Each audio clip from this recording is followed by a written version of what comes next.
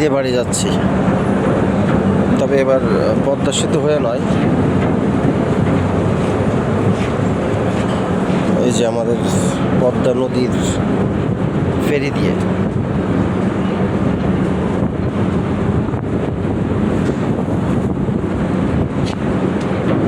খুব সুন্দর বাতাস, ঢেউগুলাও দেখেন, চমৎকার একটা ঢেউ। এই যে সেতু ইয়েটা,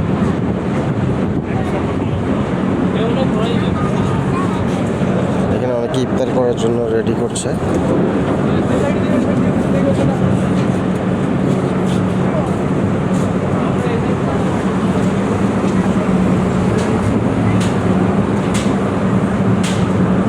ফেরিতে যেটা মজার বিষয় সেটা হচ্ছে আগে যে দালালি ছিল, বাটপারি ছিল, মানে অনেক হয়রানি ছিল, মানুষ গালি দিত। আমরা যারা খুলনা যশোর এদিকটার মানুষ, তারা আমরা প্রাইভেট কার আনি বা বাসে আসলে দীর্ঘ সময় প্রাইভেট কার আনলে দালালদের খপ্পরে পড়া বা ওরা অতিরিক্ত টাকা আদায় করা, এই যে বিষয়গুলো ছিল, এখন একদম শুনশান। দেখেন একটা ফেরি টোটাল জায়গাটা খালি, হায়েস্ট 5 থেকে 7টা গাড়ি, এর বাইরে না। আর আগে 3-4 ঘন্টা, এবং ইউনিভার্সিটি লাইফে দেখা গেছে সারা রাত বসে আছি ফেরিঘাটে। হ্যাঁ, তো মাই গড, মানে এটা মনে পড়লে দুঃসহ।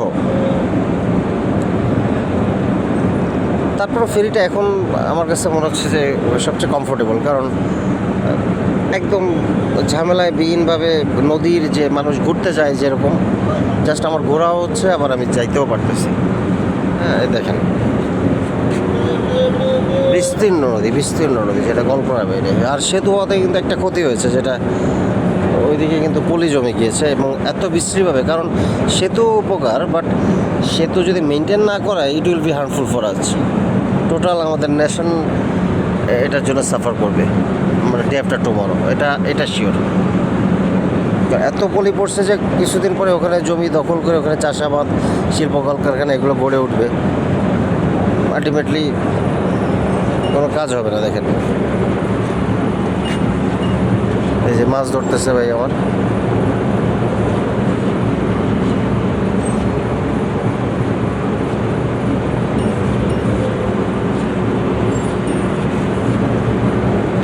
আমার এখানে ভাই গেম খেলতেছে। আসলে গেমস এমন হার্মফুল হয়ে গেছে, দেখেন উনি ব্যবসা করতে গেমস খেলতেছে।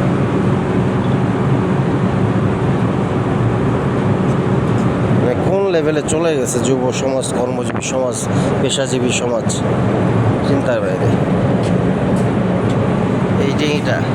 এই ডিঙিটা মাছ ধরছে, ওইদিকে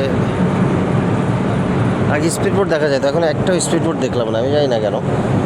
যে আমার ব্যাগটা ওখানে রাখছি, কারণ রাখার জায়গা নেই, ওই মোটর সাইকেলটা এক ভাইয়ের ওখানে বলে রাখলাম। তো এই হচ্ছে অবস্থা, খুবই ভালো লাগতেছে।